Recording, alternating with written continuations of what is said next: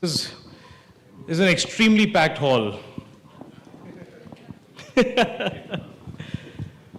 know, Dr. Jaishankar, I'll tell you, when I was about, I think I was 14 years old, and I was after I go to school, I used to go into my mom or dad's office, whichever was willing to have me, and I'd sit in my school uniform behind them. And I was in a meeting once where one of the sales guys came in and said, like, the client, there's a particular advertiser client, he's very unhappy because he had booked an Inside page ad, and we put the ad on the international page of the newspaper. So he said that any ad for the Inside page, any page is okay, but not the international page, because nobody reads the international page. You've changed that. I've improved your revenues. You might have made our jobs a tiny bit easier. You've definitely made journalism in foreign policy a lot more accessible and easier, for sure. People actually read and consume it. No, but I read the book, absolutely loved it. I read the previous book as well. Highly recommend it, because I think it really shows sort of the thought process behind all the nimbleness and the competitiveness that Dr. Jaishankar talks about, and we've all read him and heard him sing on Insta Reels and Facebook Lives and posts and all of that.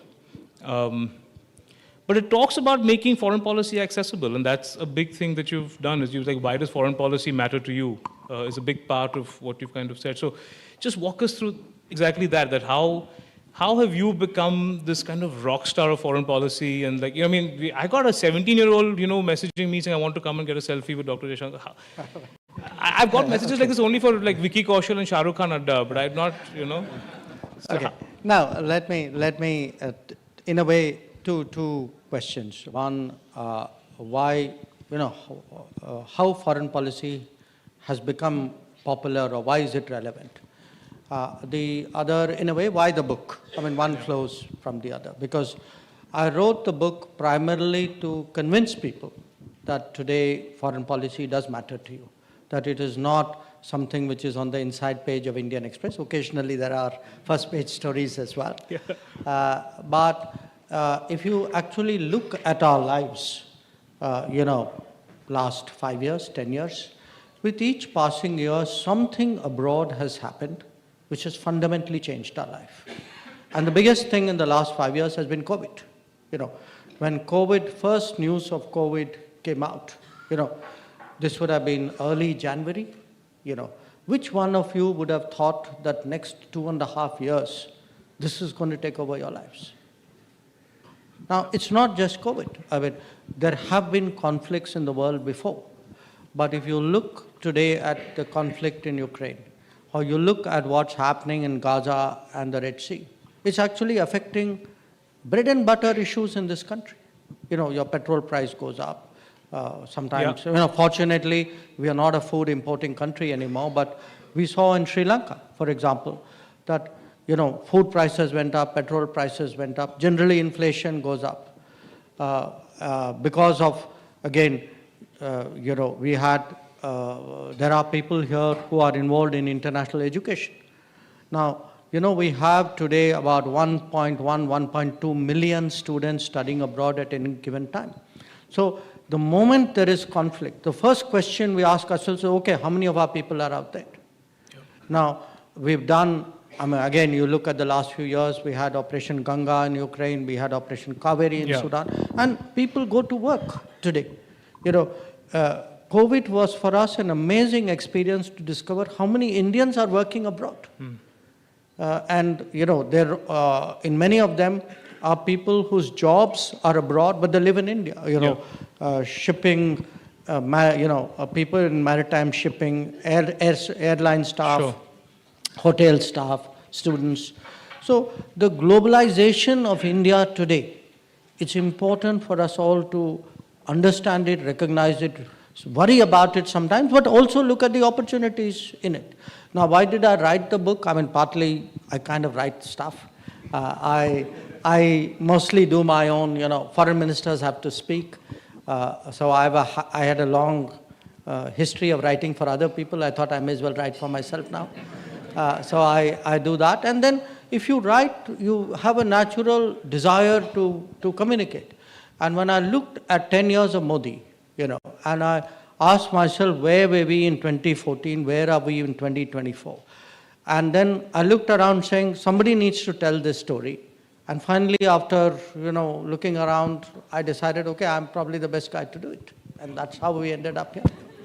I think talking about the last decade, you've been foreign minister for 5 years, foreign secretary for 3, and before that, ambassador to US, and then 4 years in China. In some sense, you've been the transition figure from the previous decade to this decade. In your book, there is a chapter on the decade of transformation. So how would you sum up that transformation? And I think in many ways, what Anant was saying, the way the people see and think about India has changed. So what is it that you've done that's made a difference? Of course, it's an advertisement for yourself as well, but I think there is a real one as well.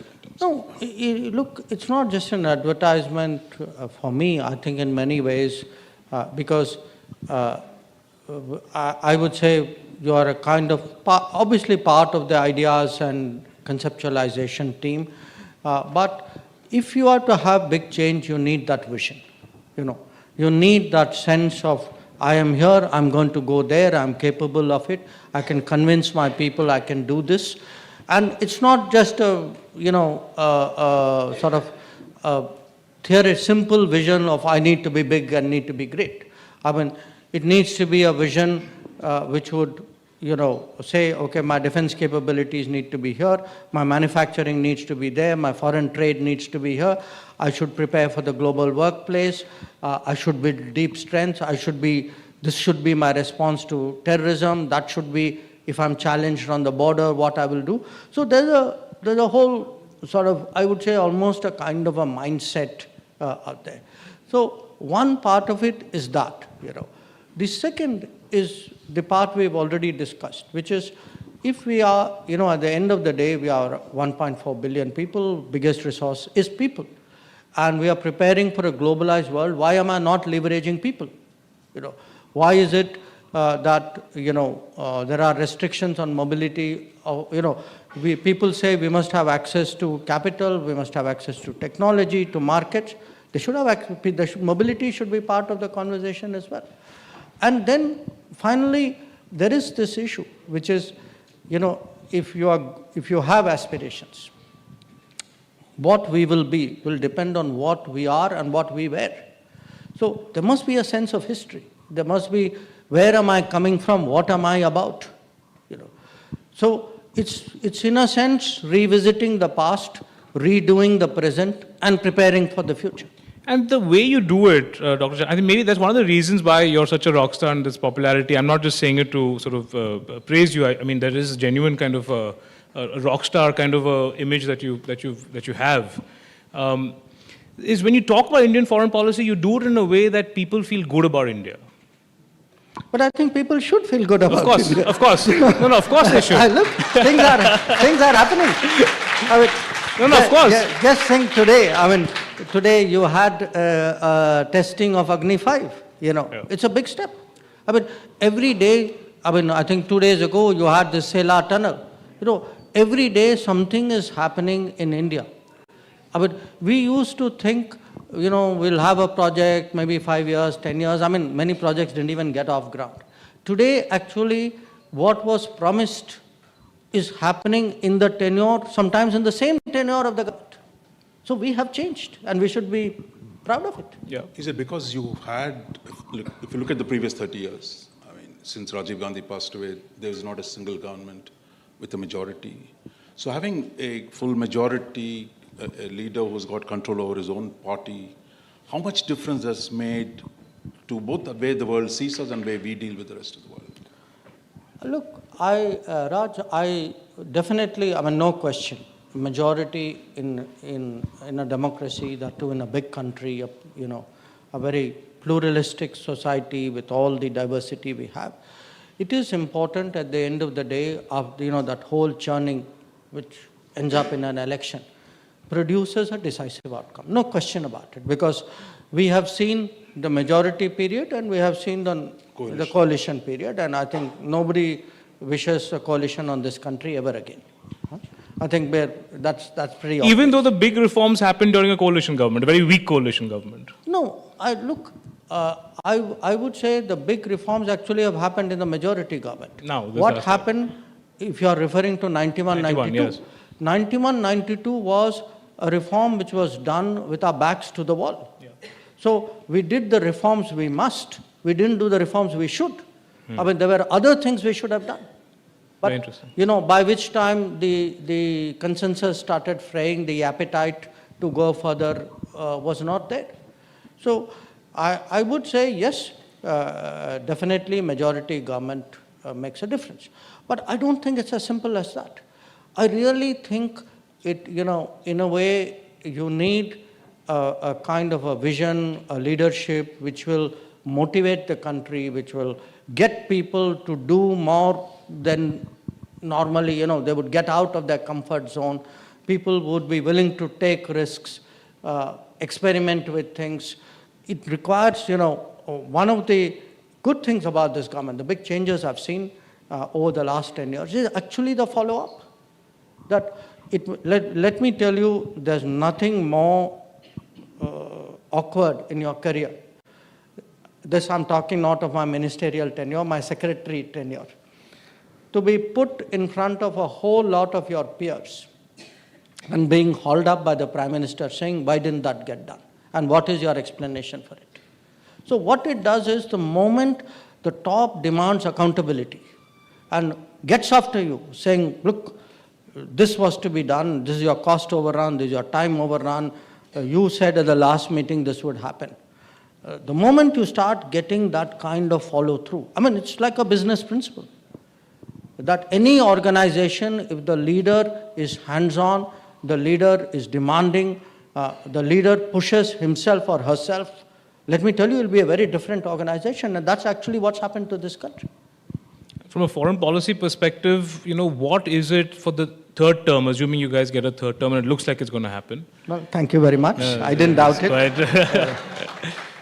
What is it that you what is that big, bold kind of, we keep hearing big, bold news, new things. From a foreign policy perspective, what is that we should be looking forward to or expecting? No, look, honest answer, at this time, I can't say it. I mean, not because I'm being discreet, because people are working on it.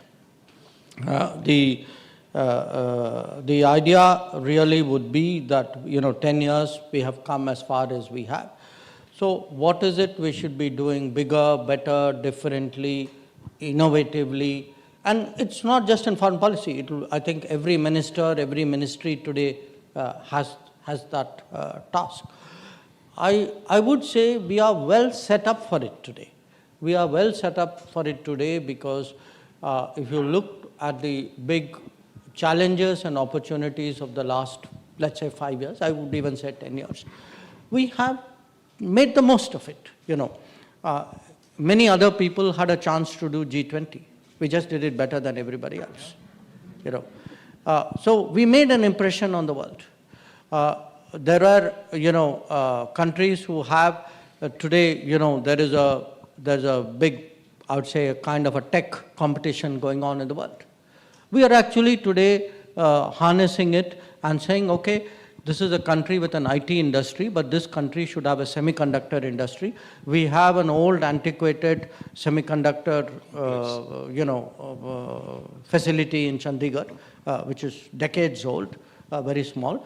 But, it doesn't behove a country like India to have that kind of antiquated, small technology base. I mean, so you need to build a fab in this country. You must have your assembly testing plants.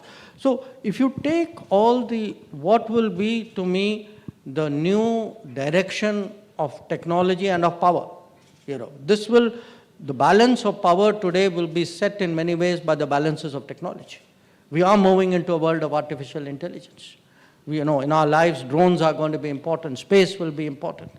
So, how do you do all this? But you also have to do the basics.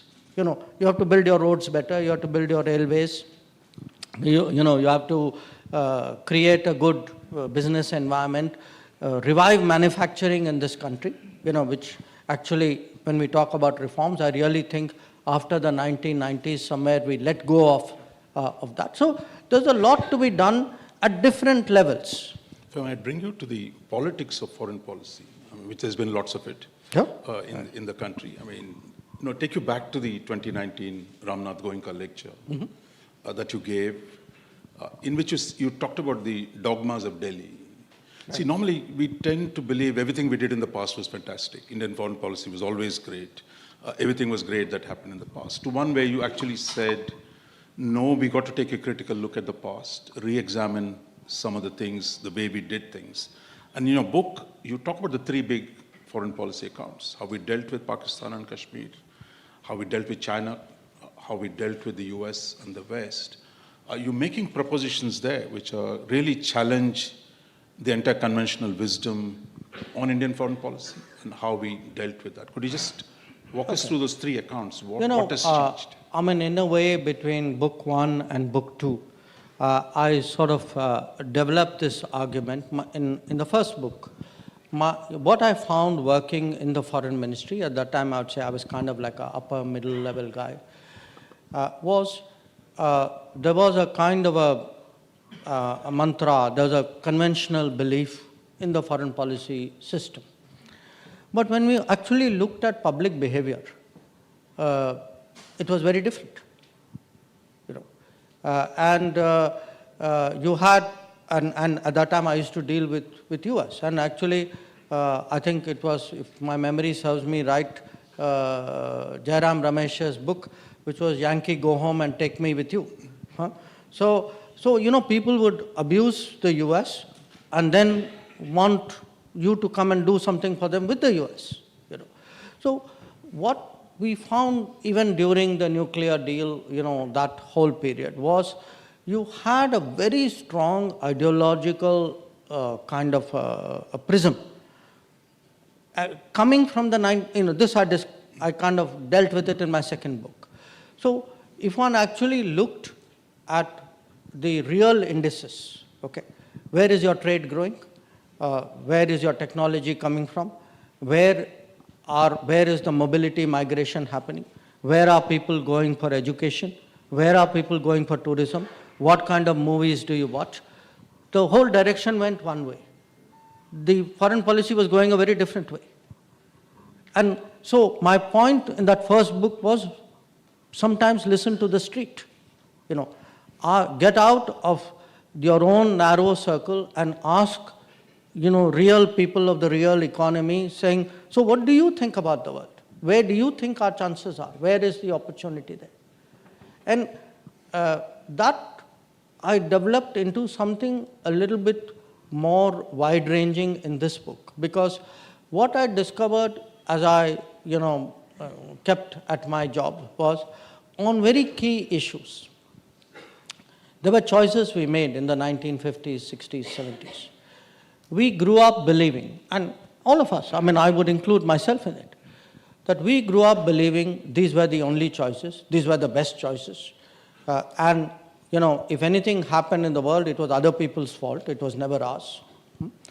And when you actually started examining the record with an open mind, you came up with something very different. And the three examples I picked in the chapter called Roads Not Taken in my book, one was with regard, and also in the China chapter, one was with regard to China. If you look at China, there was somehow this belief, everything was great till virtually the war came, and then it turned nasty, and the world was betrayed by the Chinese. Now, the reality was almost from day one, you had people, and see, one of the dangers is you look back on history, and now you are smart because you have a you know how history played out.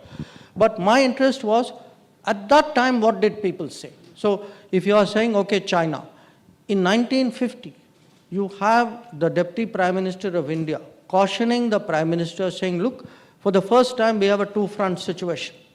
We have dangers coming out of China. And he's brushed off, saying, in fact, I think the word is, we cannot imagine the Chinese undertaking a wild adventure across the Himalayas. Excuse me, that's exactly what they did in 1962.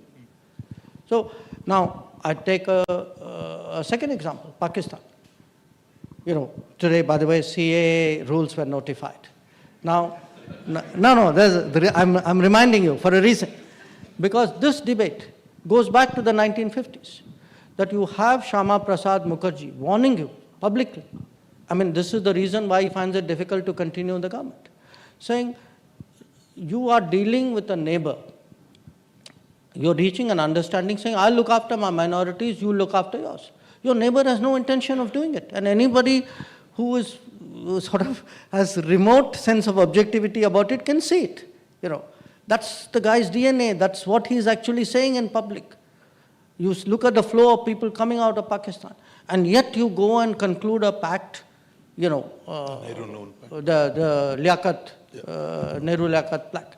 So it's not like, our relationship, the Pakistan account going bad, again, was not a surprise. People told you in many cases saying, beware, be careful, recognize what you are dealing with. Or the US. That, our relations with the US have been very rocky, okay, no question about it. We, frankly, all grew up with the belief that the US had some kind of, from the very beginning, had something against us. In fact, when you look at the record, there are enormous, ideological prejudices on our side. And within, again, the Indian political system, you have various ministers. I mean, in this case, Dr. Ambedkar. But, Dr. Ambedkar is a very interesting person because of all the first generation leaders. There may be somebody else, I may have missed out, but I think he was one of the few who's actually educated in America.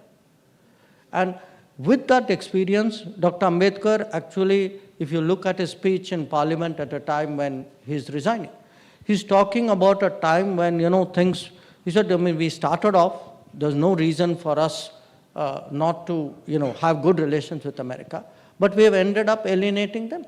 And the reason why we alienated them? Because, by the way, we are taking up China's cause.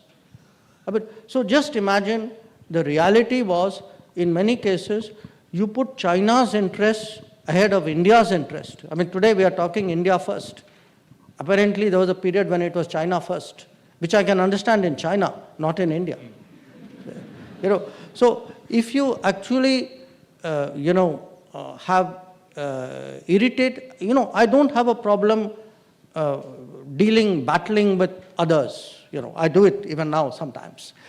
But to do it, you must do it for your cause. You don't do it for other people, that too an adversary. So would you welcome a debate today?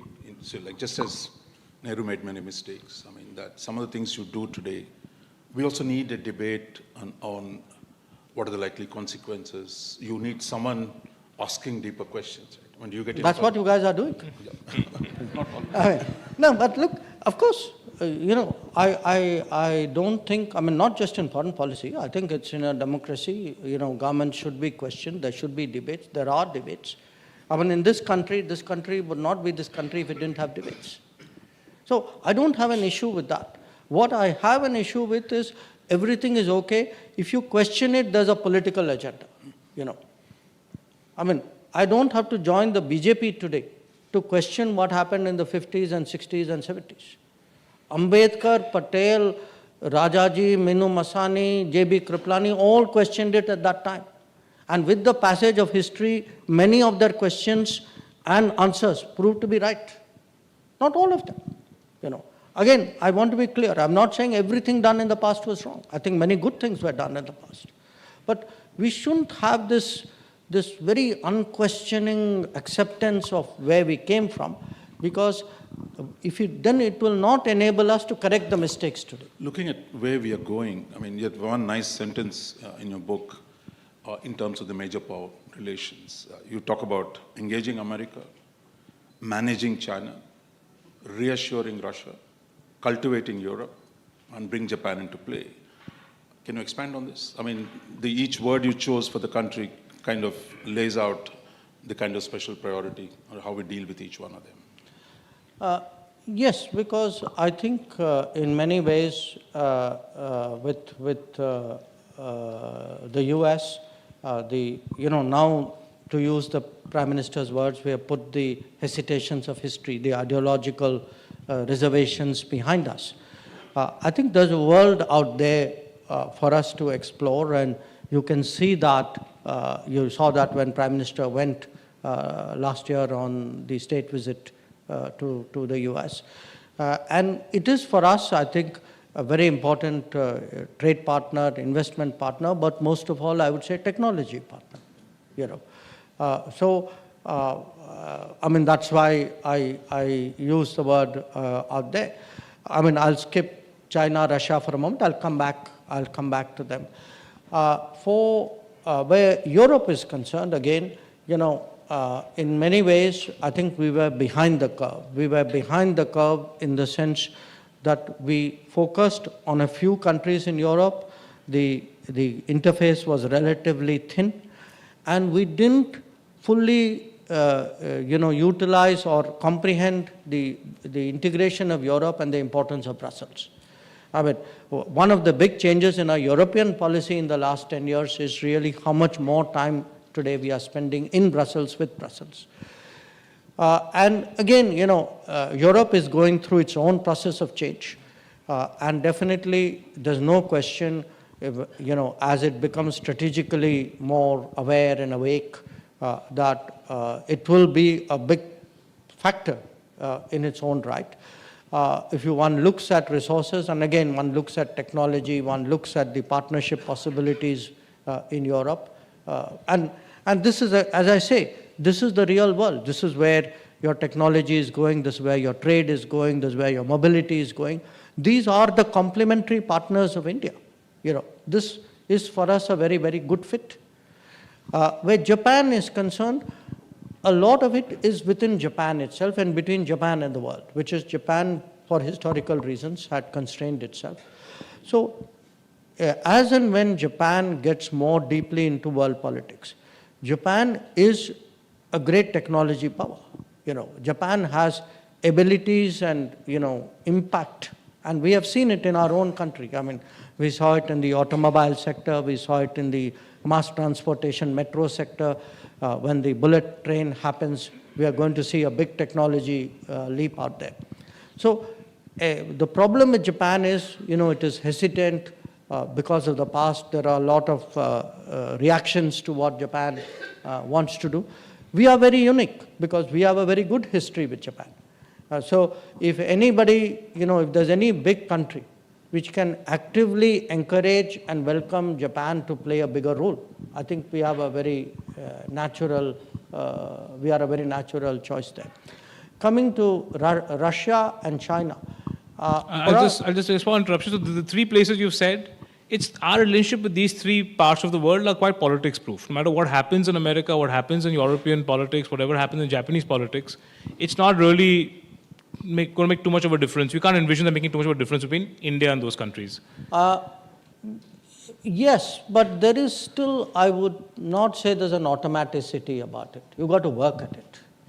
It's not necessarily true that everybody would have that same commitment, same interest. Okay. So, in foreign policy, you can't take it as a given. Even good things need to be, every garden needs to be tended, even a nice garden. Okay. The Russia bit, see, for us, at the end of the day, most of all, Russia is geopolitical. You look at the map of the world, it stares you in the face. It's your neighbor's neighbor. There's a continental balance which is built in the geography of the situation.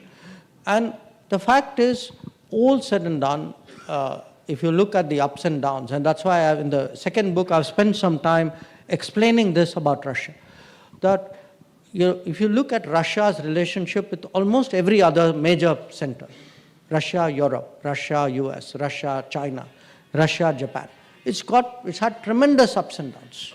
There have been great periods, there have been very difficult periods. Ours has been from 1955, has actually been exceptionally stable, and which actually proves that geopolitical logic is a very firm logic shared at both ends. Now, once you have a logic, the issue for us is how do you explore the practical parts of it. Well, not historically, but I would say last 50, 60 years, for us it's been largely what we call a military technical collaboration. But if we look today at the changing demands of the Indian economy, and you look at the changed direction of Russia, a Russia which is turning away from the West, which is looking much more at Europe, then at Asia, sorry. Then I think you are finding now a new basis really to deepen that relationship. And that is actually what is happening. And it's important, why I use the word reassure, that the Russians have to be reassured that what is happening for us with the other accounts is not at their expense. So there is that part as well. But how do you see, because Russia is at war with Europe. Yes. It's at war with the West, collective West, what it says. So how do you do both improve relations with the West while also reassuring Russia? Because, and then Russia has also become a friend of China, which is our problem. No, but Raj, we're doing it, aren't we? The proof of the pudding is actually in it being present on the table. But if the next 2 years, if the conflict gets deeper in Ukraine, No, how are we? that is really what diplomacy and, foreign policy is about. If you're asking me, is that a challenge, is there difficulties? Answer is yes. But because there are difficulties, I don't throw up my hands and say, oh, there's a big problem there, I can't do anything about it. I think, I would say today it is perfectly feasible for a power like India to work on multiple vectors, with different nations, finding common connects and creating an agenda. And doing it in a way, there'd be things here I wouldn't do because it would be going too far. Or there are things there I wouldn't do because it would have consequences. So there is I would say, a moderation, a balance, a nuance out there with each relationship, which makes it palatable for others. So if you go whole hog, full speed on every one of them with no guardrails or then managing multiple vectors becomes difficult. But if you do it with a certain amount of deliberation and judgment, then I think it is doable. And as I said, we are actually demonstrating it in real life. And that really leaves the last one, which is China. And one exception to the general good relations that you have. Yeah, for China, the real problem is they are changing, we are changing. How do you find an equilibrium? So actually, it's interesting you say they're changing, we're changing. The fact that Russia politics doesn't really exist. It's quite a stable political regime, and even the elections now is, we all know how that kind of end up at. So does that helps the stability with the Russia-India relationship? No, look, I wouldn't go as far as you do.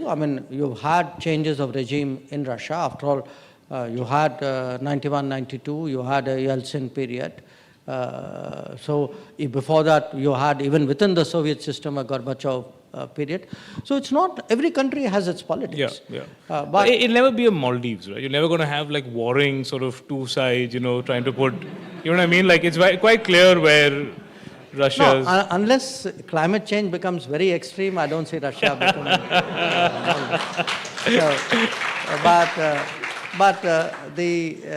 Look, I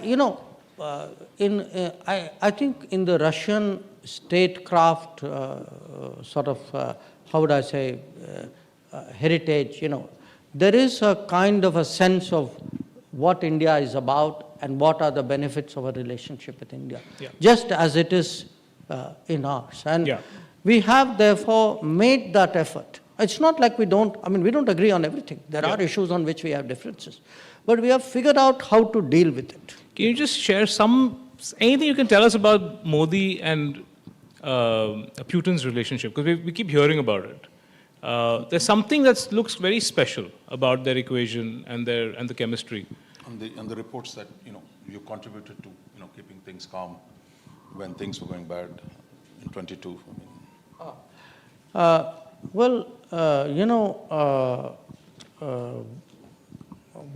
What's a little bit different here was after the first, in 2014, President Putin came here. Okay, I was in the US as ambassador. 2015, Modi ji and Putin met in Ufa in summer of 2015. After that, I think they decided that the relationship, the best way is actually to deal with each other directly, rather than what you normally see, long table. I mean, we also do that long table stuff.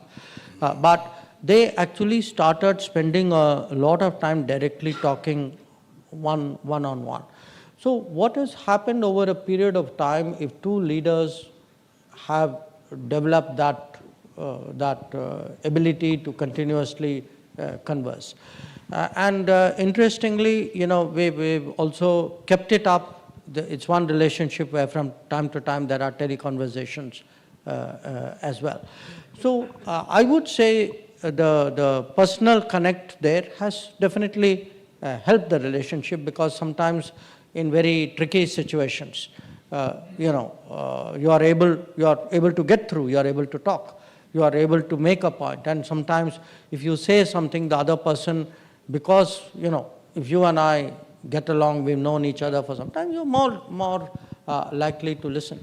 On what you said, Vas, Raj, look, since the Ukraine conflict began, at various points of time, different countries or different actors or different organizations have asked us to pitch in with something, Some of it we have made public, some of it we have not. I've spoken, for example, about the Black Sea grain corridor, or about when the Zaporozhye nuclear power plant was under attack. So there have been issues. At this time, our effort, because, we really, for us, this conflict is not representative of this era. This is for us something with which, we have a profound disagreement. So the best thing we can do at this time is, at least since you can't sort out the entirety of it, at least at this point, to take different aspects of it, and if you can be useful, helpful, contributive, that's what we've been trying to do. So coming back to China, see, really the one exception to the general direction of our foreign policy. There's a lot in your book on China, but so now in your third term, is there a chance that there's a moment to rethink, whether they're rethinking, whether you're rethinking? Because it's really quite odd to have this kind of a relationship between two large countries. Yes, it is odd, but it's also odd to move large number of troops to the border of another country when you have an agreement which says you're not supposed to do it. So, we are today counter-deploying against Chinese deployment. And to me, that's the right answer. But after you counter-deploy, it's also natural that there would be a diplomacy which kicks in. And that has been going on for almost 4 years now. It's had mixed results. In some areas we have progressed, in some areas we have not. It is still kind of open out there. But I would only say, it is also for the Chinese side to make an assessment whether the current situation serves their interest or not. And if they genuinely believe that this state of relations doesn't serve their interest, then presumably we will get much more, outcome-oriented about the discussions which are underway, because, it's a very simple proposition. It would apply to any of us, not just as a country, even as a person, that if somebody is, at your boundary wall, you're not going to pretend as though everything is okay. One question I wanted on the democracy question. There's a bit in your book. When India and US had nothing to do with each other, we kind of kept talking about how great democracies we are. Today, when we are very good friends, the argument about India's democratic backsliding goes. And then you explain in your book, what are the issues, why the liberals in the West have a problem, how they look at a changing India. Can you expand on that? That how do we deal with this situation? Are we losing too many liberal friends? Or is there a misperception that can be overcome? I think, to put it simply, the left liberals at a world level would like to see some kind of their version in India, okay, and are profoundly disturbed if the Indian electorate believes otherwise. So their problem, if you ask me, their problem is not the democracy in India. Their problem is what the democracy of India has thrown up. The results of the democracy of India is what they don't like. So if you see suddenly the ratcheting up of this complaint, it starts after 2014. Then it increases after 2019 because, again, the Indian people decided in a way in which you can say the globalist liberals wanted something else. So we are in a world today where politics, it's not just economics is globalized. Politics is also globalized. So people here openly solicit support from outside. People outside openly give support out here. So there is a game going on. And I think we need to see it, we need to recognize it. And a lot of it is a lot of other countries, by the way, have many of the ills of our system. I mean, don't believe vote banks are an Indian problem. Vote banks are a global problem. Of course. A lot of the criticism we get are vote bank criticisms. So if you look at it, to me, vote bank, appeasement, these are global phenomena. So let's be clear about it, and I think we should not hesitate to call it out. One of the justifications for sort of a slight movement towards a more illiberal society really comes from a foreign policy angle, right? You say that India has been invaded for so many years, so many times. Look at our neighborhood. Well, look that's how not difficult wrong, it is is. it? No, it's all correct. And the neighborhood is so challenging. Sort of all kinds of tensions on the border. We still have unresolved border disputes. Is that a justification, you think, or does liberalism with this setup make your job harder? No, hang on a minute. Nobody is suggesting because we have problems on the border that there is any implication of that for our democracy. I mean, I don't see that connection at all. Okay. We are perfectly capable as a democracy of defending ourselves, of doing whatever we have to do, whether it's the Pakistan border or whether it is the China border. My point is... So democracy doesn't come in the way of your operation at all? No, not at all. Yeah. On the contrary, I think democracy gives me strength. Okay. That we have debates, we make up our mind, we create a national position out there. So, in this country, nobody should doubt the virtues of democracy. Yeah. Because it is actually, today, if I were to say, if you give me 2-3 descriptions of the last 10 years, one of them I would say is a democracy that delivers. We have shown in the last 10 years that this idea that you need to be an autocracy in order to do efficient things. A democracy is perfectly capable of doing it if it is led by the right people. Yeah. So, it's a great churn of the last 20 years' growth, which is not fully understood by outsiders. No, it is that, what has happened in this country. I mean, let's look at India today. If you look today at, say, the parliament, okay, I give that, or look at the corporate sector, look at any workplace, nobody would doubt we are more representative than we have ever been before, at least in living history, okay? Many more people from humbler backgrounds, smaller towns, self-made people have come up in our country. Now, they have brought with them what is authentic India. They have brought their heritage, their beliefs, their traditions. They do not believe that something which one generation of people picked up in Cambridge should become their ideology and their guiding beliefs. They also believe that what they picked up in Nashik or in Coimbatore or in Dibrugarh or in Jalandhar is equally valid. So there is today, in a sense, an old order, new order, which is, I would argue, is because democracy has deepened in this country. Yeah. And a lot of people abroad don't like it because they want you to be, as I said, a poor cousin of themselves.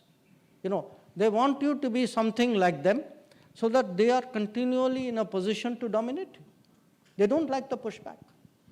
And you said this in the book, and I can just kind of, you said that there are a lot of people abroad who don't want India to be strong.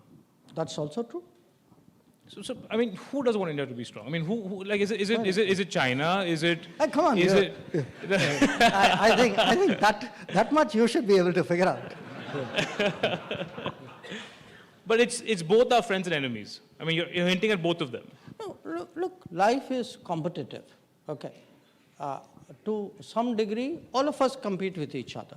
But what happens in foreign policies, even with people you compete, you find common interest. I think there are many friends in the world who would wish us well, who want us to become stronger. So don't get me wrong, I'm not saying the world is out, I'm not paranoid. In fact, I'm very optimist. I would say a very large part of the world wishes us well because for, much of the global south, for example, they see in us a kind of a motivation, they see in us a vindication of a kind. So when something good happens in India, I can genuinely see, in other parts of the world, people welcome it. Whereas there would also be other powers with whom there would be an interest, and for them, a stronger India is part of a global balance or a global order or a global partnership. So it's not like everybody is out to get us or to slow us down. There would be some, there would not be some. There would be some who would be partly there, who would help us in some areas, but not in some areas. It's very granular, it's very, very nuanced. One question, one of the things you talk about in your book is really how India's attitude to globalization changed fundamentally. In some ways, simultaneously as the US changed its attitude. So the rearranging, we walked out of the RCEP, the Asia-wide Free Trade Agreement. Now we're signing agreements with other countries, including with Europe, last couple of days. So how do you see this process of rearranging? We all believed in 91, there's only one model of growth. But now you're saying there is a different way of doing globalization. We call it re-globalization, deglobalization. Well, I think what happened from the 1990s onwards was that in the name of globalization, production and thereafter technology started moving in a certain direction, resulting in an enormous concentration out there. Okay. Countries, elites, business people, strategic people knowingly did this. Okay. They did it maybe out of miscalculation, they may have done it out of benefit, whatever the issue. But the fact was, after 30 years of this model of globalization, we ended up in a situation where a large part of the world, not just India, in fact many countries much more than us, a large part of the world became dependent on a single geography. Okay. Now there were two kinds of risks which emanate from it. Risk number one is, if something happened, and COVID showed something could happen. If something happened and you are dependent on a single source of production, there's an enormous risk. None of you would do it as a business decision. You won't print entire Indian Express in one single printing press. Yeah. So the first point is this over-concentration and the dependence on it. The second is, what happens when the concentrator now leverages it? If your entire newspaper is printed in a single press and the press people now decide to get difficult with you. I mean, I know they won't with you, but the point is now they leverage it. So, as a consumer, as a purchaser, as a resource provider, as a technology provider, so this puts the entire world actually under stress. And this was brought home to us very, very graphically during COVID. And as we move today into age of AI, as we move into a digital existence, it raises other issues. We have enormously complicated laws, debates in every one of our societies about our data. Okay? So we have discussions in our parliament like the Europeans have in theirs, or maybe the Americans have theirs. And yet you are willing to send your data out somewhere where actually there is none of the firewalls which you expect in India would be there. So the digital domain has also today raised fundamental question marks, whether actually all countries are the same, whether everything should be moving around, whether this is a happy way of living. And then there's a fourth aspect. When everything becomes concentrated somewhere, other people start to lose their jobs. We have seen in this country what has been the damaging impact on small and medium enterprises by dumping of goods. A small manufacturer in India cannot fight a massive state-owned subsidized production. And there is enormous, I want to say this to you because I deal a lot with small industry. I even lived for a large part of my life in an estate in Noida. You have to hear the sentiments of those people out there. So when you heard this globalization mantra, oh, it's great for our growth, etc. Yes, it may be great for those people whose livelihoods are not at stake. So it may be great economic theory. Let me tell you, right at the grassroots, there are large number of people in every country who are hurting because of the way goods are being dumped on us, who find it difficult to compete, who do not know what to do when non-market economy actually uses a WTO market system. One question, I think Anand has a lot of very quick questions, but I wanted one big change in the last decade is the role of the private sector, both within the country where you brought, today private sector is into the defense, into space, there's some privatization that has taken place. Historically, we've tended to suppress the role of the private sector in the conduct of foreign policy, within not only in our own economy. Today, you see, if you want to do projects outside, the need to have your private sector empowered to be able to do projects outside. How serious are you going to see more of that in the second term, third term? Look, I spoke about, when I was talking about the key relationships, the US relationship, and spoke about the ideological prism. I think it was that very same prism which actually led to license Raj, which led to the constraints on business in this country, and which stifled innovation. We were just talking to a major entrepreneur in this country who, when he was questioned about research, why doesn't business invest in research? He said, well, first you guys put us in a box where we are not allowed to produce beyond a point, and we sell everything we produce. Now, if you sold everything you produce, why would you do research? Because you have no reason to. So today, I think we've freed ourselves up from a kind of baggage. Now, if you want, innovation, you are looking today at a kind of an leapfrog, really, because this country cannot grow, others grew before us. We have today to latch on to those big opportunities, so semiconductor, renewable, green tech, clean tech, drones, space.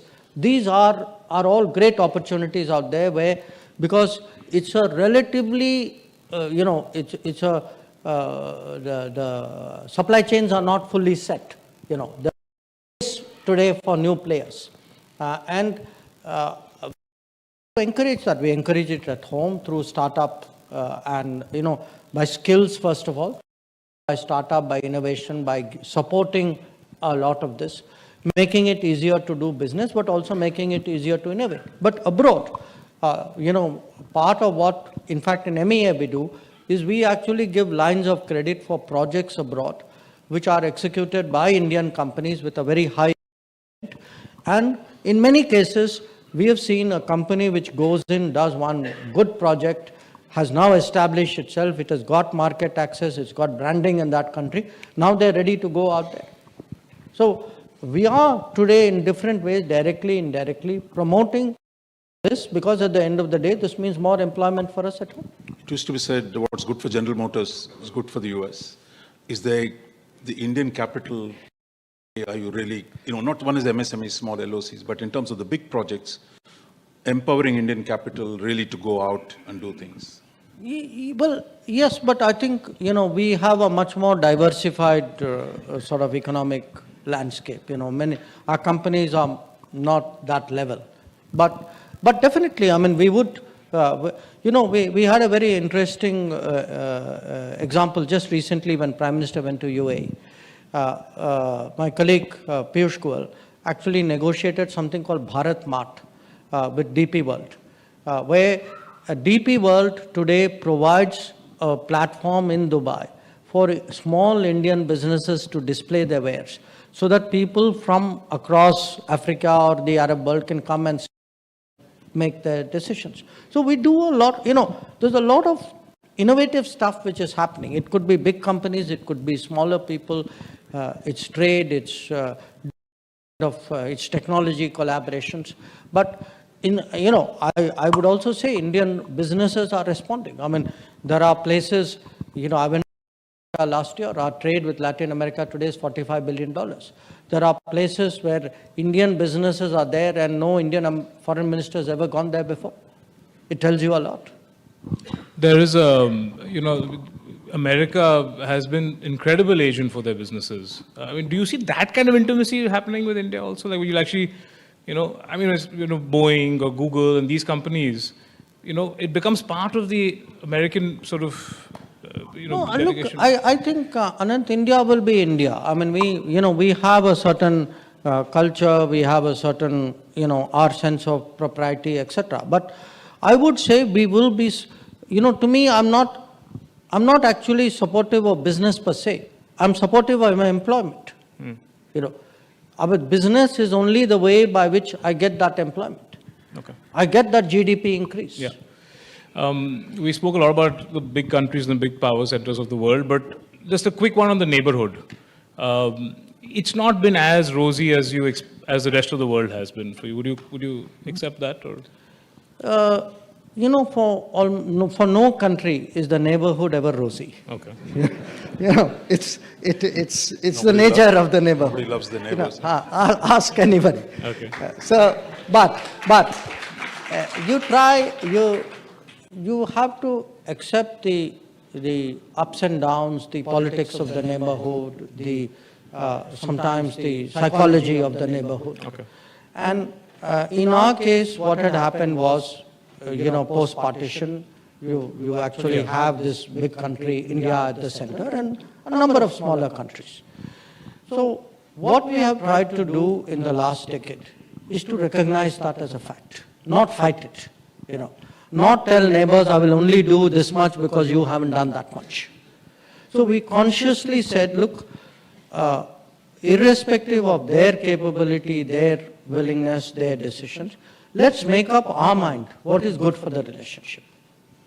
So if you look at the last decade, I would actually point to a very fundamental transformation on the ground.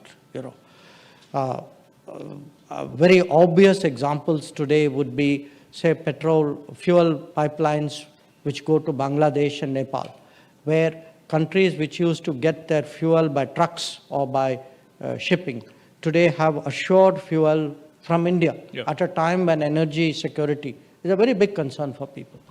Or the fact today we are seeing much more transnational power grids, that we supply power to Nepal, we import from Nepal, we supply to Bangladesh, we supply to Myanmar. We are talking today of a grid across the sea with Sri Lanka. Okay, we do with Bhutan as well. Yeah. You can see it in rail. You can see railway lines today to many of our neighbors, Nepal, certainly Bangladesh. We are actively looking at a rail line today to Bhutan. You can see it in roads. You can see it in the actual business and traffic between us. And when crunch time comes, because that's really in many ways the test. During COVID, we were the source of vaccine to many of them. A lot of them had issues like fertilizer shortages during when the Ukraine conflict started. And most of all, the neighborhood has registered that while, the rest of the world was, watching cautiously and the IMF was moving at its own pace, as Sri Lanka was plummeting, it was actually India which came to help. So I think that message is registered loud and clear in the neighborhood. The border issues. We hear that there were offers made in the past from China's side to resolve. In the past, I think Manmohan Singh's time, then Vajpayee's time. Is there any scenario where you think, third term, fourth term, whatever, but is there any scenario you think that this can actually be resolved? No, any country involved in a boundary dispute, negotiating it, has to believe eventually that there will be a solution. But that solution has to be a fair solution. You know. And will you feel more empowered to take a big step like that with more seats and less, like compared to 300 versus 400 seats, does that make a difference at all? No, sorry. To me, the territory of India and the fairness of a boundary solution has nothing to do with how many seats there are. But the decisiveness... Either it's a good deal or it's not a good deal.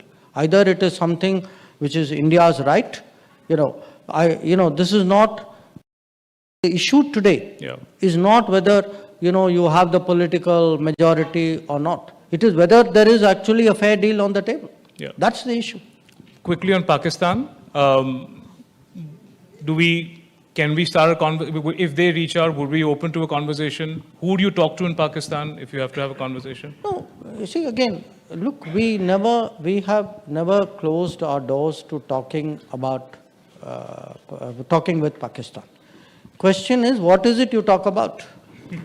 To me,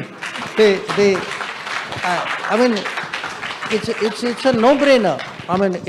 If some guy has that many terrorist camps dedicated to, training people who come over with the sole intention of making your life difficult, surely that should be the central point of the conversation. Okay. But if you were to would you be open to a conversation with the military? No, see, again, it doesn't quite work that way. It's not like you choose between this and that. Governments talk to governments. The military is also part of the Pakistani government. So it's not like you're talking to the Pakistani military and not talking to the Pakistani civilian. It's for them to settle their issues. At this point, they have preconditions. At this point, they put preconditions for a dialogue, right? Well, they were the people who withdrew the High Commissioner. Yeah. So we were not, we were not the people. And as I said, we have never closed our doors to talking to Pakistan, but we do not want to put the terrorism issue must be fair, square at the center of the conversation, because it is the major issue in the relationship. Yeah. I'm not saying there are not other issues, but I'm not going to duck that issue for the sake of talking to them. Of course. Okay. So, rapid fire. Have some fun with it. I couldn't control myself. I've got like 25 questions, so I'll kind of just see how we go and see how fast how rapidly we're able to answer these, and how much. I can't ask you to have a lot of fun with all of those questions, but the ones that you think you can have fun with, please have fun with. And then we get to some audience questions. India or Bharat, which name would you prefer your host country uses to introduce you on your next official visit? Bharat. Okay. Popular answer. Kabul, Ukraine, Vande Bharat, Sudan. Which was the more stressful evacuation for you? Tough one, because each one had its own moments of anxiety. I would say it's honestly a tough one. In each case, we've actually had firings, people were that close to something bad happening. Shubhajit was one of them. In Kabul, Shubhajit, our reporter, was one of the people who was ducking bullets. In Kabul, getting people to the airport was a big challenge. In Sudan, collecting them because they were spread out everywhere was the big challenge. In Ukraine, actually moving them from east of Ukraine to the west of Ukraine, because there were two cities, Kharkiv and Sumy, where there was actually fighting going on. So I would say all of them are equally stressful. Okay. The one lesson American diplomats can learn from Indian diplomats? Speak better English.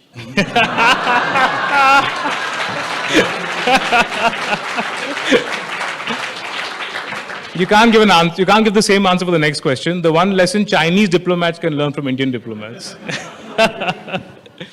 Be nice to Indians. The one lesson Indian foreign policy can learn from American foreign policy. I won't give you a flippant answer, because actually I think still in many ways how to be a global power is something which is enormously complicated. Does that entail allowing every professor to come in for every seminar in India? Well, I think you know the answer. Okay. Okay, so your first book made lots of references to the Mahabharata. This one, I enjoyed all the references to Ramayana, and some you made reference to both. So now I want you to imagine you're living in a utopian time where all characters of Mahabharata and Ramayana are walking on the earth. Now, you have the magical ability to request both Hanuman and Shri Krishna, one who, I'm quoting from the book, performs his duties undaunted by any obstacles, and the other a master strategist and source of wisdom at difficult moments. Who would you send to which country to fix our relationship with?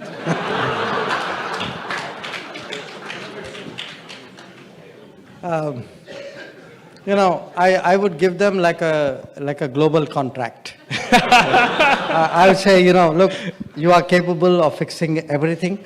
Do it, because each one has a different strength. Okay, I'm going to list some countries down, and I think you can. I'll try to push for an answer. Okay, so let's first say between Pakistan and China, who would you send to which country? I would probably send Hanuman to Pakistan and Shri Krishna to China. Who would you send to Maldives? Who would you send to Sri Lanka? Who would you send to Nepal? No, I wouldn't, I would give them a global contract, but I wouldn't overtax them here. Which abbreviation do you think has the most potential and which is the most challenging to get off ground? I2U2, that's India, Israel, UAE, USA. The second abbreviation is IMEC, Indo-Middle East, Europe Economic Corridor. Third abbreviation is SAGAR, Security and Growth for All in Region. Fourth abbreviation is IPOI, Indian Pacific Oceans Initiative. And the fifth is not an abbreviation, but just go with it, Quad. First of all, I like this whole concept of abbreviations because it sticks in people's minds. Okay. You tell people today, Sagar, everybody knows what you mean. I like Sagar because it actually ended up as a word, So now, Sagar was actually the Prime Minister's idea. In the case of I2U2, I must tell you, it started as a joke. We were four of us. Two of us were on ground and two of us were on screen. And when we met for the first time, and then the issue came up, so what should we call ourselves? So I joked saying, I2U2, and it was a partly U2 music kind of joke. And I was very surprised the next time we met that the officials sort of took it up seriously, and it acquired real life. I like Quad for this reason. It makes it very clear that stays at 4. Okay, fair. But which was the most challenging to get off the ground? IMEC, we are still IMEC, I2U2 very early. But in the case of Quad, remember, a decade ago, 2017 was the second time. We first attempted it in 2007. In 2007, and it didn't work. It didn't work because I think the 4 countries, they didn't talk enough among themselves. Maybe they didn't, frankly, have enough faith in each other. So when you have not succeeded on something, that's a bit of it's like facing a bowler after you got out the last time. You're a bit super cautious there. Fair. So I think there was initially concern in 2017 whether Quad would really smoothly take off. And we have surprised even ourselves by how well we have done in the last 7 years. Super. Okay.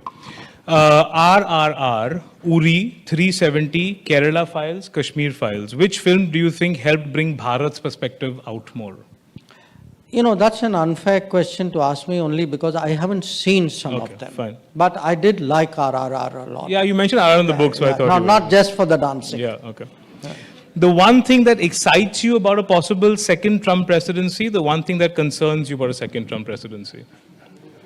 Let us see what happens in November.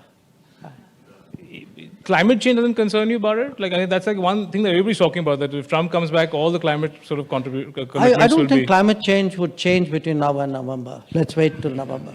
Okay, space, semiconductors, artificial intelligence, textiles, manufacturing, agriculture, human resources. Which will be the biggest leverage for India? I would say in a 10-year time frame, space and semiconductors. Okay. What's the one thing How that... many questions you have there? I've got a few. By the way, all the X's are the ones that Raja told me not to ask. So I'm going to try a few. What's the one thing that needs to happen for Israel-Hamas war to end?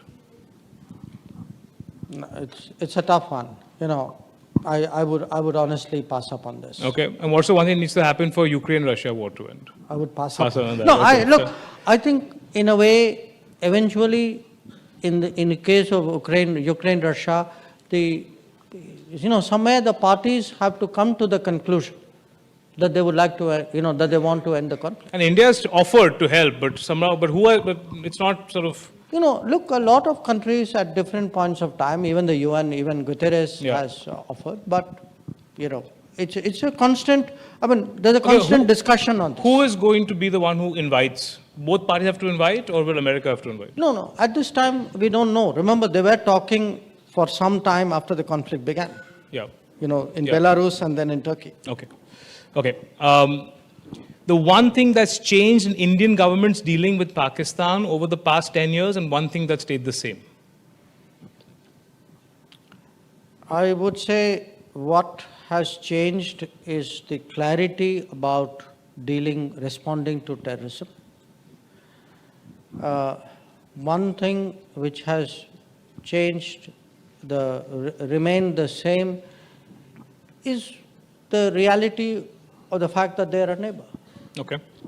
The one lesson you would advise the Indian Prime Minister to learn from China's faltering economy? No, if I gave advice to the Prime Minister, I'm not going to give you that insight. Okay. Last few.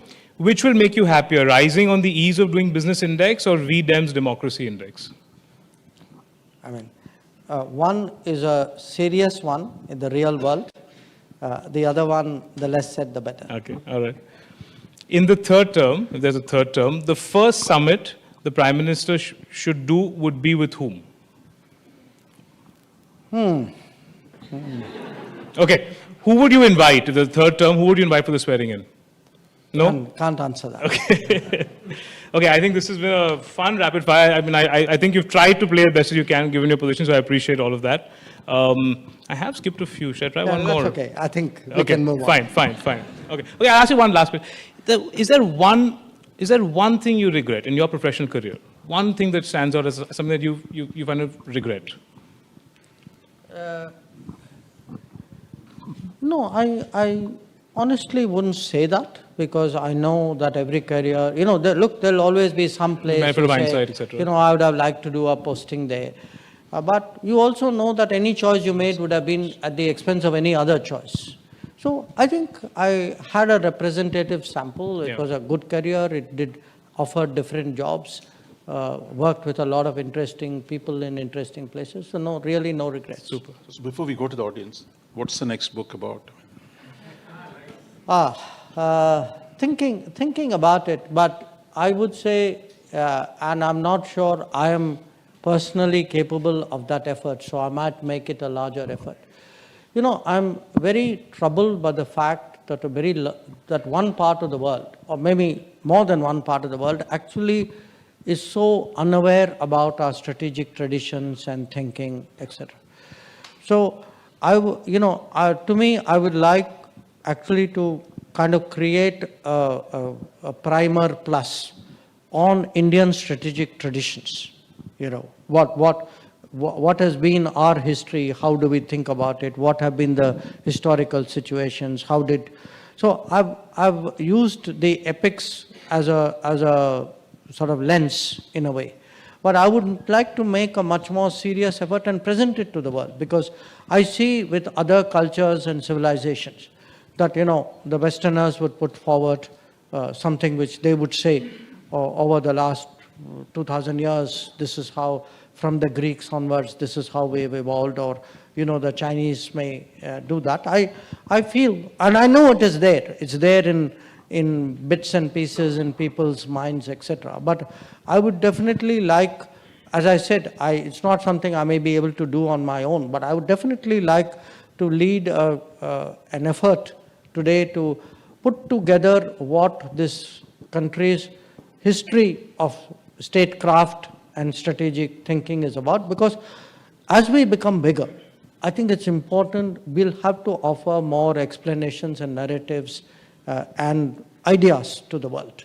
And it's important for the world really to know who we are, because I think today that's one of the big issues, these kind of indexes that you're talking about. These are made by people, who have no understanding what India is about. Yeah.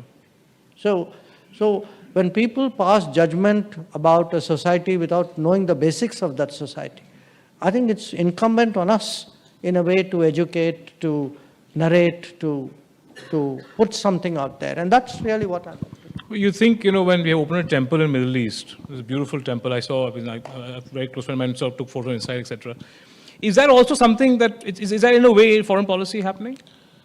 Well, yes. It was something which came out of Prime Minister's visit in 2015. And it is in many ways, to me, reflective of that relationship and a statement. Here is the UAE also saying something about India. Yeah. So when we talk about globalization, there should also be globalization of cultures, of faiths, of beliefs, of traditions, of heritage.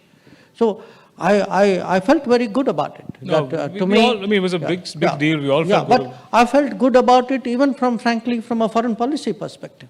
That to me, it said something about the depth of that relationship, that a project like this could happen. And I take my hats off to the UAE leadership. Would you hesitate to put more such things in foreign policy agenda, or do you think it's perfectly? No, I don't. I won't hesitate because it may be something new and contemporary. But I would even say, there are. I don't know if you've been to Angkor Wat or to Mison. There are places in India, places in the world, where the Indian footprint, the Indian civilizational imprint has been there for years. And we ourselves, many of us have forgotten it. I don't think younger generation necessarily knows that. Yeah. And at a time when a country is making its sort of presence felt in the world, one part of it is how do we look, as I said, it's the present and the future.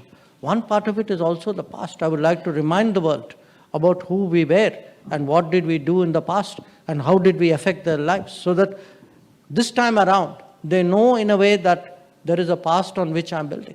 Super. I just can't stop talking to you, but I have to go to the audience because at some point, I would love to keep going for hours more. So we've got a few people who are ready. Can we get the Australian High Commissioner, Philip Green, please, to start with the question? Yes. Good evening, Dr. Jaishankar, and thank you very much. Can I first of all, you were asked about the countries which weren't perhaps enjoying so much India's rise as a global power. Can I just inscribe Australia on the list of those who are quite satisfied with India's rise and who you wish you were? I never doubted that. But can I ask you a question about that? The world is accommodating itself to an India that's more influential, but how is that affecting India? And will a more influential and powerful India be a different India? Will power change India? I would say part of how is that affecting India is precisely the reason I wrote the book, which is as I travel around, I go to a lot of universities, to meetings of professional organizations, and I see today in tier 2, what we call tier 2, tier 3 cities, even places, smaller than that, how much interest there is today about foreign policy. Some of it is because we have a larger presence. Some of it is also the nature of technology, that the world is there in your palm, thanks to the smartphone. So it's important, and it's actually with that calculation we approach G20, that we wanted to use G20, One half of it was let the world see places in India which they normally don't see. But the other part is let the people of India see it in a way as a larger shared enterprise. And it exposes them to the debates of the world and what G20 is actually about. So your question, will India change by its rise? Absolutely, every society changes as it rises. But I would very much hope that that change would be in a greater understanding, greater sense of responsibility, more contributions that, if you have, already we tried, for example, to do more first responder operations at times, become a bigger source of ideas that, if there is today a sustainability debate or a climate change debate or a digital debate or an AI debate, give your ideas in that, try and shape the outcome. So I do think we are going in that direction. Can we, we've got about 8 questions, so we'll try to, I'll take maybe two together, yeah. Can we get from Mr. K.K. Garwal and Anil Sumani, both please, right here? Yeah, please keep the question a little bit short, a little short of time.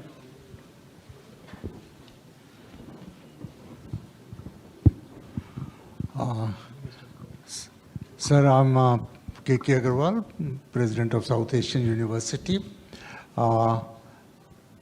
India has made a lot of progress in the last 10 years, and our knowledge economy was just in the infancy when we established 2 international universities in India. In our last G20 presidency, further focus on Vasundhara Kutumbakam has been done. I just wanted to find out, with our knowledge economy concept taken so early, and with this renewed focus, how do we take it forward in the context of India's rising in the subcontinent and global south? Thank you very much. Yeah, Anil, please go ahead. Sir, Anant has been referring to you as a rock star. So with the elections coming in, my first is a personal question. Are you thinking of fighting the Lok Sabha elections, 2.5 million followers on social media and a rock star minister? Are you thinking of fighting the Lok Sabha elections and making it 401? The more important question is that so we've seen America getting weakened as an influencer in the Israel war. We've seen Russia getting weakened with this Ukraine war, and China flexing its muscles, and India coming up as the 4th pillar. What do you see as the global order going forward, the geopolitical global order going forward? We take Akshay also, we get 3 together. Good evening, sir. Thank you so much for the evening. My name is Akshay Chaturvedi. I run a company called Delivery GDU. We help students build global careers. Very small question. I think Anand summed it up really well. You're helping Indians feel very proud about a foreign policy. What would be your message for the hundreds of millions of students and Indians living abroad?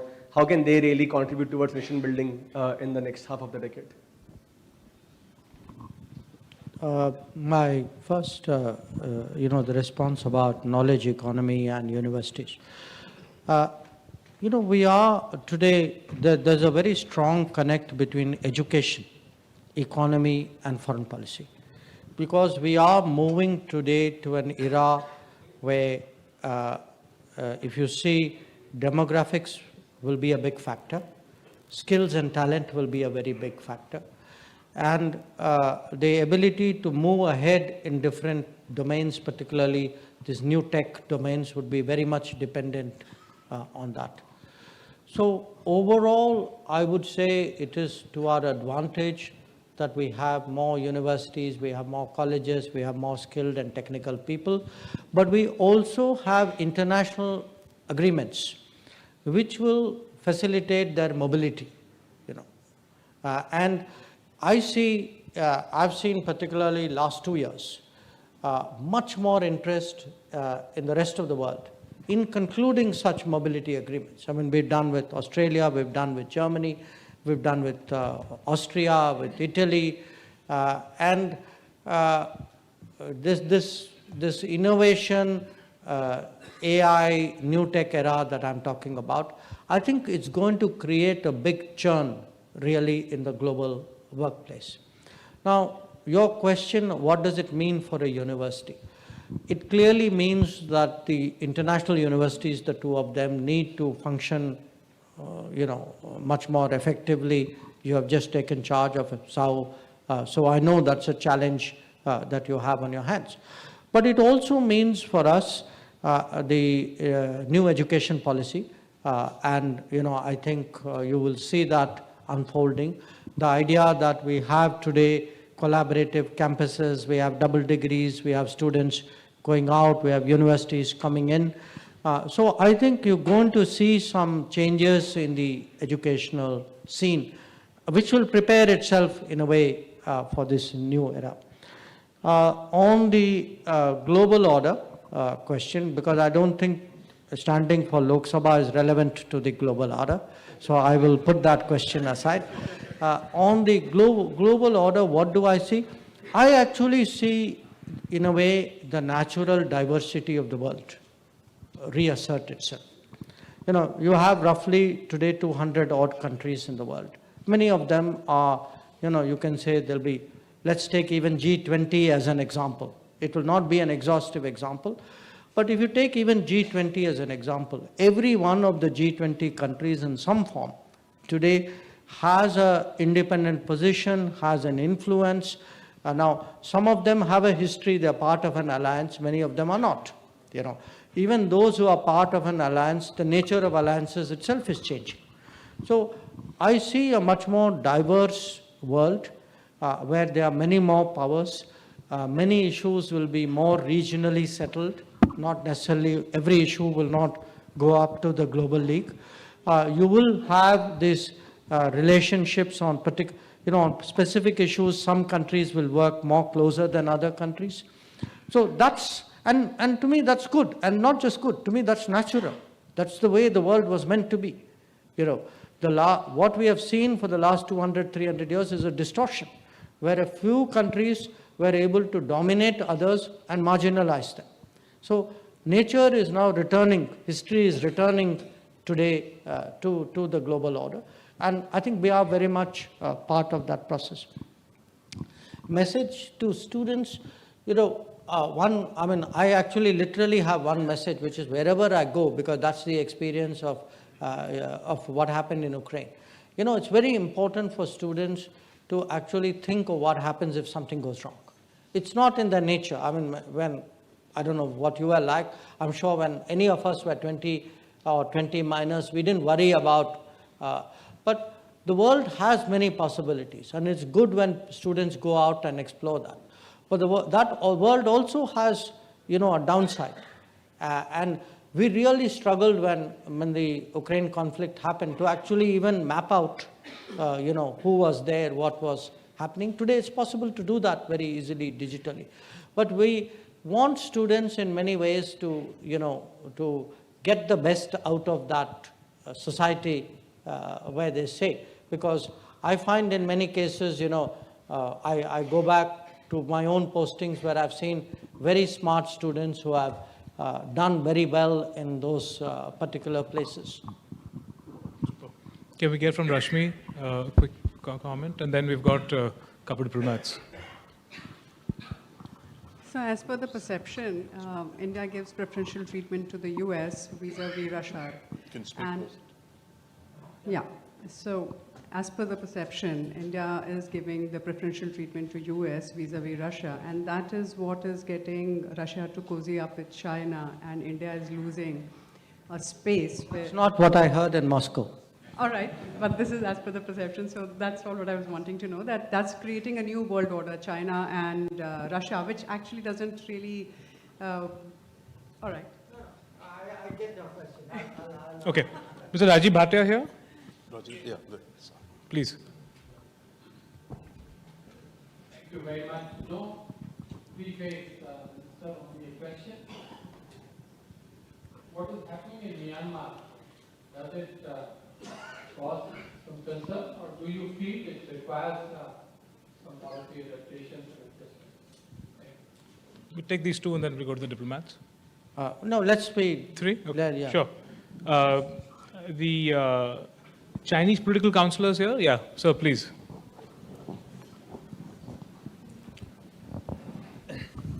Thank you, Honorable Minister. I have many chances to listen to your insights. And I think tonight China figured prominently in this discussion. So I want to take this chance to have a very brief observation about China's position on China-Indian relations, because we consider China and India are the largest most populous country in this world and important neighbors. And our leaders have reached important consensus that both countries should be development opportunities instead threats to each other. And we are partners instead of rivals to each other. So our common interest far outside our differences. So you have in many occasions talked about that China and India, who are rising at the same time, should find a way to handle each other.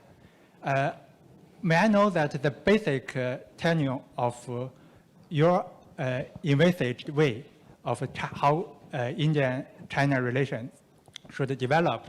And by the way, may I have a very short answer to Mr. Anand's question that China wants India to succeed.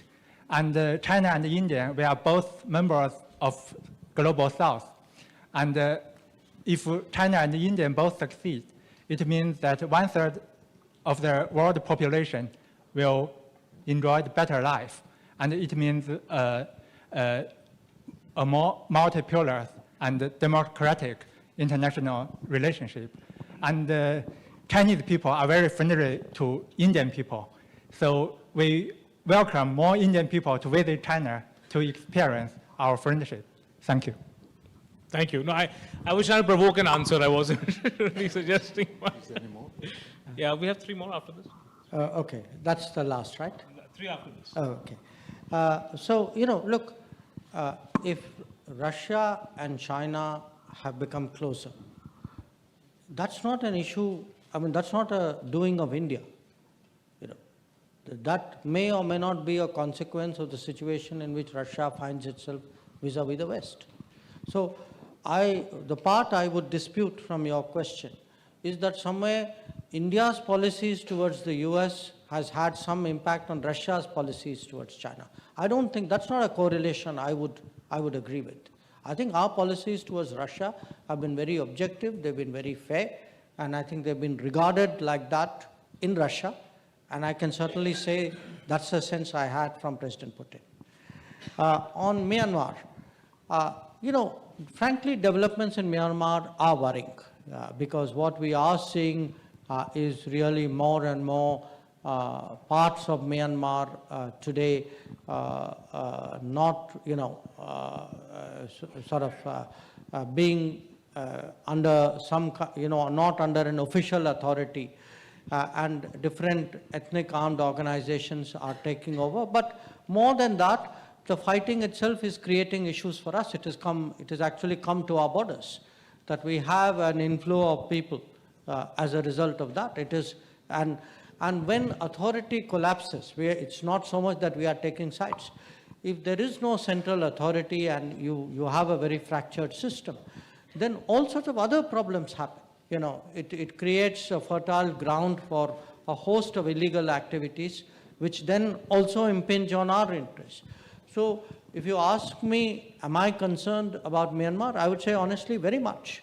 And do I feel something different needs to be done than what it is done, not just by us, but by everybody else? I would say yes.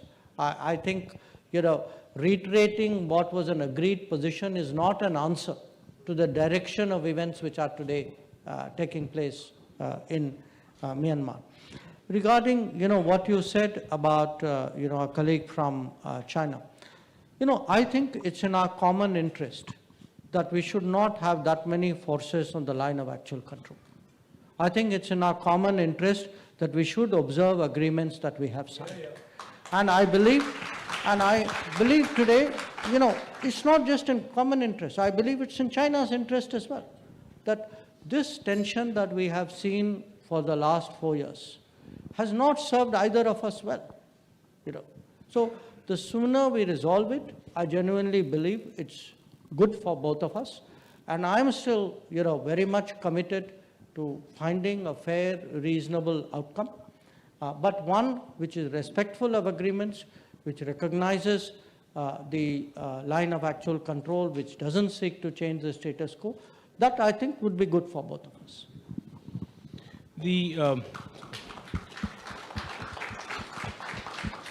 Juan Angli, the Chilean ambassador, and then we'll ask Alba from Scanray, please. Chilean ambassador, sir? Yes. Yes, thank you very much, Minister. Thank you all the time. It's a great pleasure to hear to you. My question is a little bit on the different line on the Global South and Voices of the Global South. I wanted to know if there is any views on the continuation of India being itself as a voice of Global South or Global South countries. You did the 2 Voices of the Global South summits in the past using the platform of G20. This year is Brazil, next year will be South Africa, I think, but countries also that have aspirations to be permanent members of the Security Council. So I would like to know if that was a one-year experience, what you are planning for the future, in coordination with other presidencies of the G20 maybe, or not. What is your thoughts about that, please? Thank you. Can we get Mr. Jetmalani also a mic here? So we get 3 questions. Yes. I was a little reluctant to ask you a question, being a die-hard camp follower of yours, but I have to, particularly in the light of what Anand asked. It's about China, and so notwithstanding the fact that we have the sentiments of the gentleman from China there, my question is, China has proved that it is no respecter of international law. Our own experience is that although we have a boundary dispute resolution mechanism, 1993 and 1996, they have not honored it. Now, sir, 2 questions that follow from this. First, if you care to share it, in your engagements with your counterpart, Wang Yi, what is his response whenever you place these boundary agreements to him and their flouting of it? And secondly, sir, what is, to use your delightful phrase, the Krishna course to dealing with China? I'll ask Mr. Alba, please. Keep it short if you can. We're already beyond injury time. Honorable Minister, the China +1 sitting next to him is a coincidence, but moving a lot of semi-skilled labor into India, and high-tech, either there is an immigration to other countries, or there is a possibility that in the next 10 years, we will have a lot of semi-skilled jobs coming to India and skilled jobs going out of, migrating out of the country. And like many countries that have done, can we have a special visa possibility for highly skilled scientists from Eastern Europe and countries where there's a huge synergy that can happen? And Mr. Alba, if you don't mind, it's very short of time. Okay. I can add a question of dual citizenship to that question if you want to bring it up. No, the idea of dual citizenship, I mean, we've been kind of struggling. Okay. One voice of the Global South. In my travels in the last year and a half, we did the first summit in January last year, and the second one in November. I've actually seen this idea has got a lot of traction. I mean, it's interesting in different countries. I've had my counterparts or others ask me, so, what will happen now? Will you be doing the next one? Because I think, given the state of the world, it was important to provide a platform where a very large number of countries who otherwise felt they were not getting a fair hearing actually come together.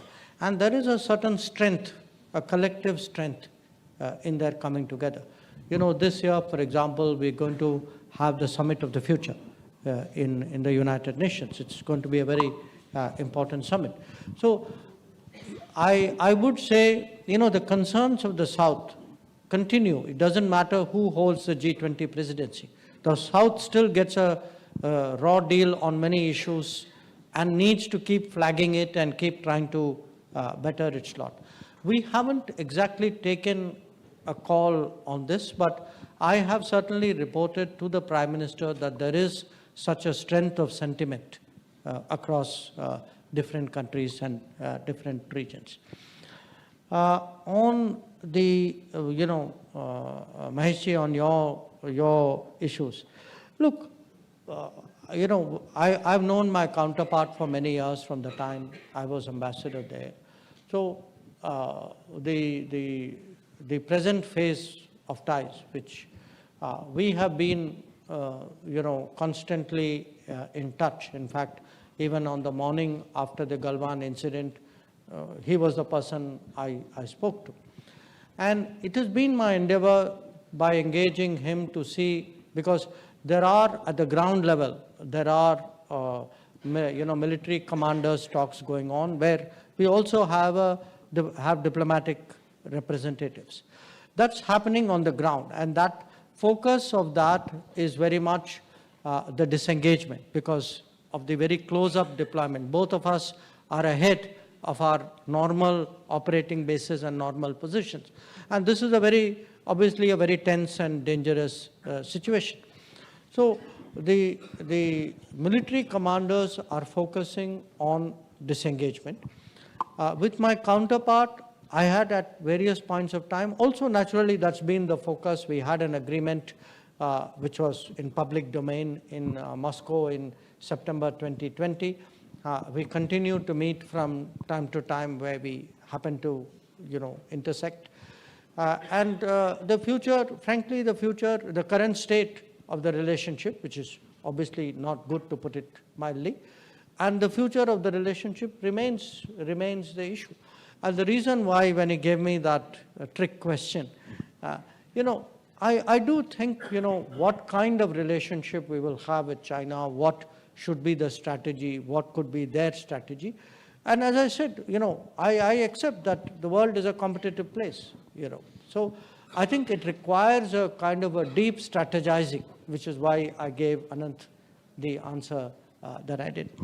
Regarding your question, look, I honestly don't like this word China plus one. I mean, to me, India attracts business if India is attractive enough. Whether business leaves country A or B or is a new business, I should not reduce myself to saying I will get business from some other place. That should not be my aspiration. I would like new businesses to grow in this country, to come from outside.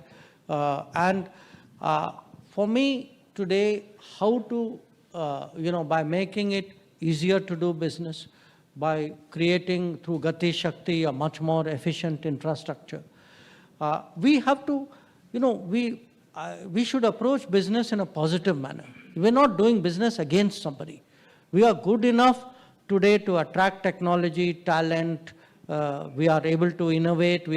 Our manufacturing capabilities are good enough. So it's a test of ourselves. That's what I would like to prove to myself. On the visa issue, I think if anybody wants to come to India, we actually have a mechanism in place, which is employment visa. I find the employment visa numbers have actually gone up in recent years. Many more people from abroad are coming and working in Indian facilities.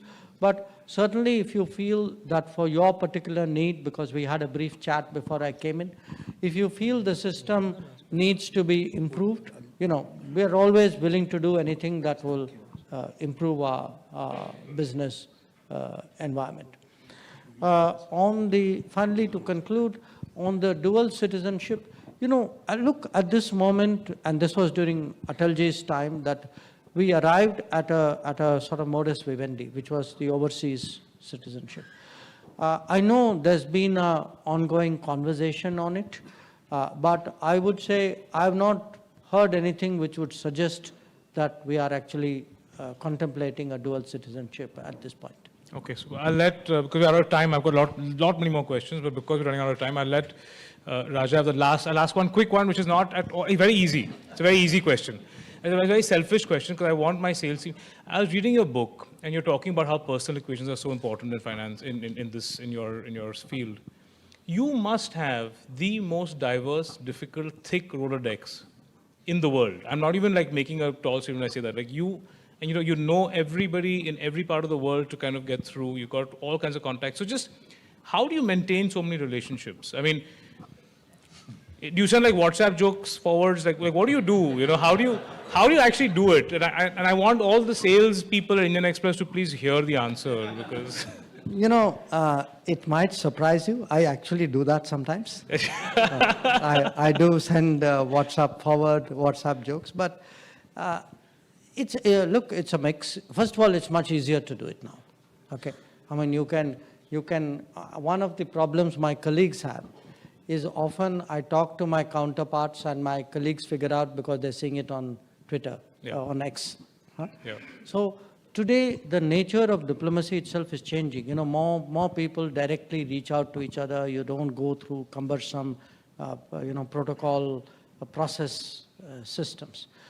What happens when you've been around for some time is it's like any profession, any sort of gathering. You make friends. You hang out together. You eat together. You spend time together.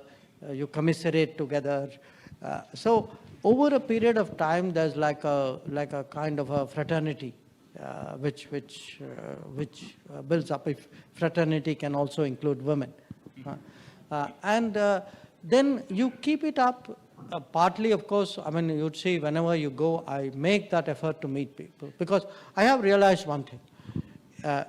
However, you can send messages, you can be in touch with people, but at least for that first getting to know, it has to be in person, So during COVID, many of us dealt with other people. We saw them for a long time only on the screen. When you actually met them, they're not always what they look like on the screen. So if you take the trouble, you get to people. But there are colleagues or counterparts with whom I have a particular shared interest, or, we send things like, I have, for example, to give an example, those who are interested in cricket. So sometimes we exchange, or it could be other stuff, it could be music, it could be a movie. And I often call up people, honestly, when I have nothing particular, no business to transact.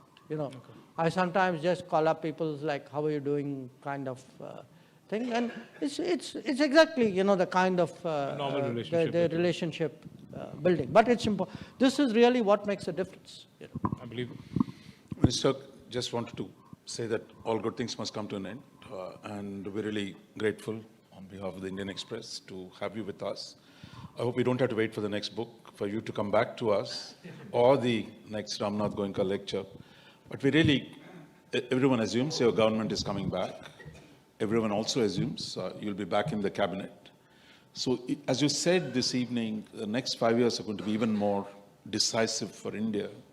And the way India relates to the world, the way the world relates to India, we're going to see a lot of accelerations. So we hope to see you back in the middle of Express and to one of your early engagements in the next government, at least to lay out what the new agenda of this government is going to be, because the Prime Minister has talked about doing bolder things. There's going to be a 100-day action plan. So we really want you to come back and use our platform to really lay out what the next 5 years are going to look like for India. But if you want to do it before the elections, you're welcome again. Please join me in thanking the Minister. Thank you so much. Thank you so much.